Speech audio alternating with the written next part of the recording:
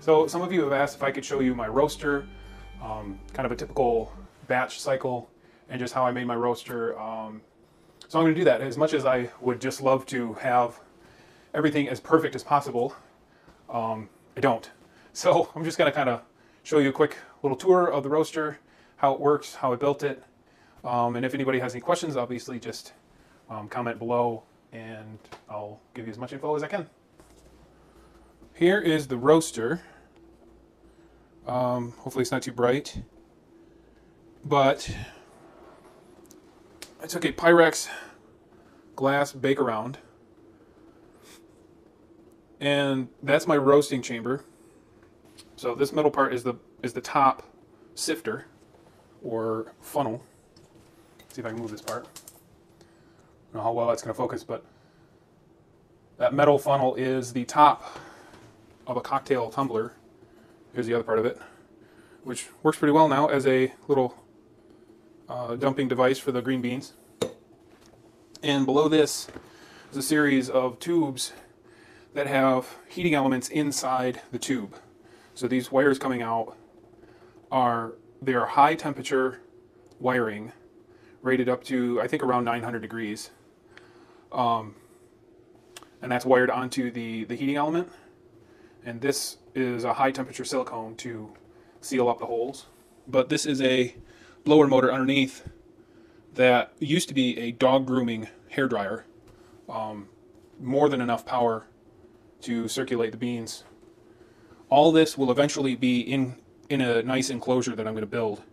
So all my controls down here and controls for the air will all be mounted up closer up here, and the only thing sticking out will be this chamber.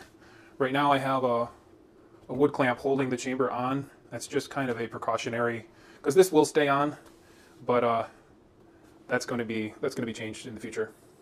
I have this this mesh basket that I dump the beans in.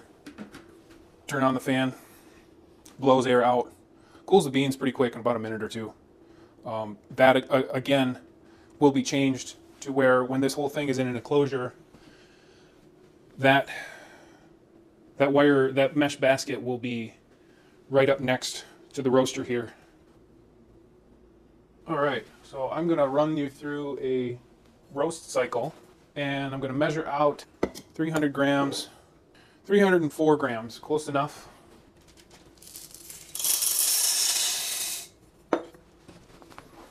Alright, I'm going to turn the air on first.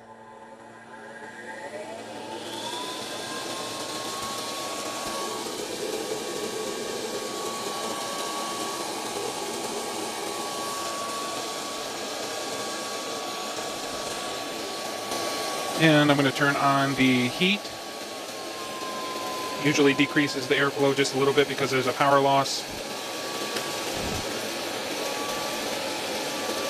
And we're going to let that go.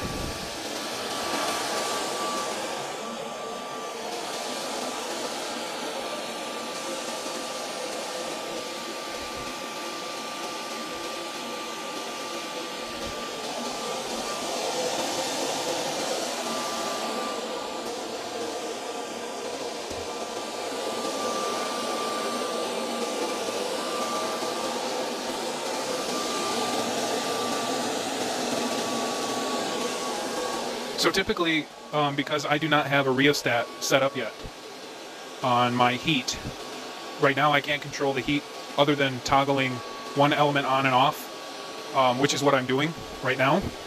So typically what I do is I don't change the airflow too much. I pretty much leave the airflow constant, and I will toggle one element off about every 2 minutes for about 20 seconds. My heating elements go up to about 1500 degrees if there is no airflow. So with the airflow, right now it's really hard for me to judge what temperature it's at, because I don't have any thermocouplers or anything like that. So right now it's basically all by sight and by sound.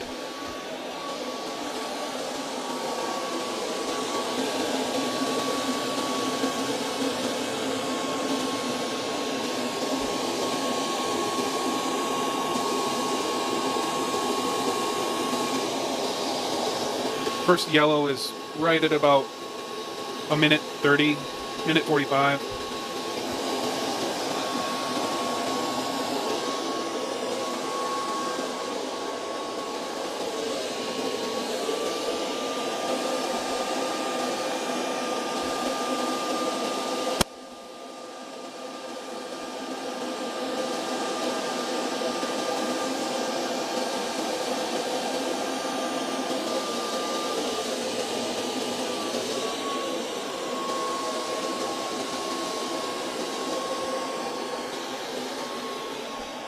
So as mentioned before, about every 2 minutes I'll toggle the switch for about 20, maybe 30 seconds.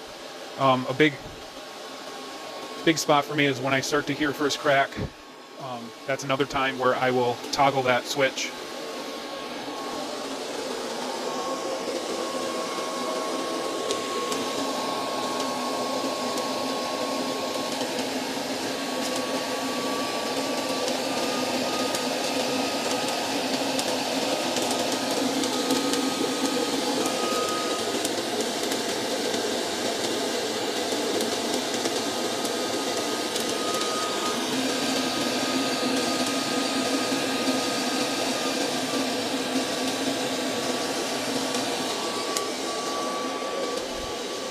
So I'm not sure how well you can hear that, but that was first crack. Right at about 3 minutes, 3.5 minutes probably. So that was first crack at about 3.5 minutes.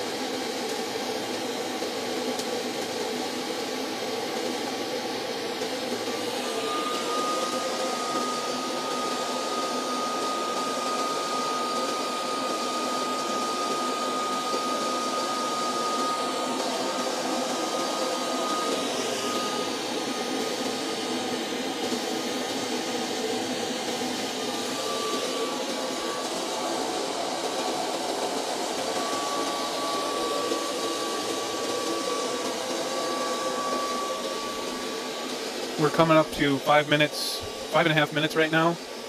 A 300 gram roast of the Columbia has been around 6.5 to 7.5 minutes, just kind of varying on how often I turn off that toggle and how much I cool down the chamber between roasts.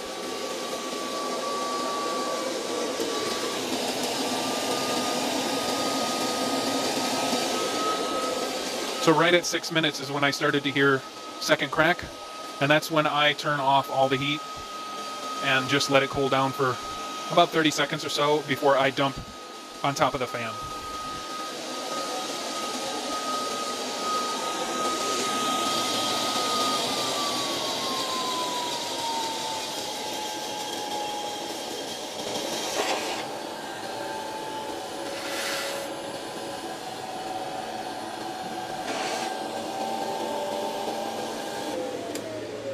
And there we go. That's an entire roast. As you can see, we got nice even color.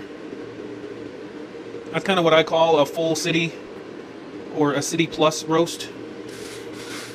It's right in between kind of a solid medium and a dark roast. At least that's what I call it anyway. Leave it like that. It should cool down in a minute or two. The ventilation system here is just some flexible ductwork with there's